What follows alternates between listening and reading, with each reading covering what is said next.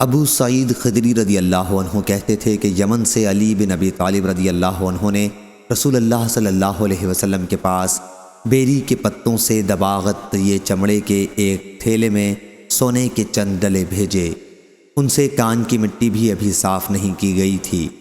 راوی نے بیان کیا کہ پھر حضرت صلی اللہ علیہ وسلم نے وہ سونا 4 آدمیوں میں تقسیم کر دیا: عینہ بن بدر، اقرا بن حابس، زید بن خیل اور چوتھے علقمہ رضی اللہ عنہ یا عامر بن طفیل رضی اللہ عنہ۔ آپ کے اصحاب میں سے ایک صاحب نے اس پر کہا کہ ان لوگوں سے زیادہ ہم اس سونے کے مستحق تھے۔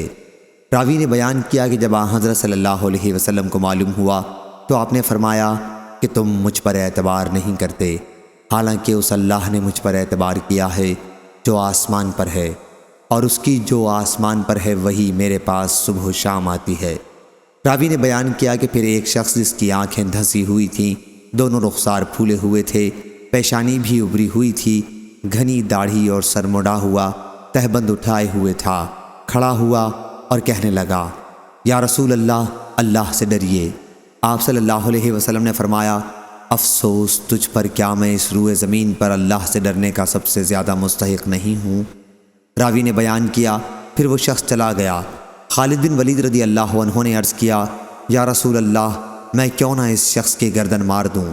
آپ صلی اللہ علیہ وسلم نے فرمایا: نہیں، شاید وہ نماز پڑھتا ہو۔ اس پر خالد رضی اللہ عنہ نے عرض کیا کہ بہت سے نماز پڑھنے والے ایسے ہیں جو زبان سے اسلام کا دعویٰ کرتے ہیں اور ان کے دل میں وہ نہیں ہوتا۔ آپ صلی اللہ علیہ وسلم نے فرمایا: اس کا حکم نہیں ہوا ہے کہ لوگوں کے دلوں کی کھوج لگاؤں، اور نہ اس کا حکم ہوا ہے کہ ان کے پیٹ چاک کروں۔ راوی نے کہا پھر حضرت صلی اللہ علیہ وسلم نے اس منافق کی طرف دیکھا تو وہ پیٹھ پھیر کر جا رہا تھا۔ آپ نے فرمایا کہ اس کی نسل سے ایک ایسی قوم نکلے گی جو کتاب اللہ کی تلاوت بڑی خوش الحانی کے ساتھ کرے گی، لیکن وہ ان کے حلق سے نیچے نہیں اترے گا۔ دین سے وہ لوگ اس طرح نکل چکے ہوں گے جیسے تیر جانور کے پار نکل جاتا ہے۔ اور میرا خیال ہے کہ آپ صلی اللہ علیہ وسلم نے یہ بھی فرمایا: اگر میں ان کے دور میں ہوا تو سمود کی قوم کی طرح ان کو بالکل قتل کر ڈالوں گا۔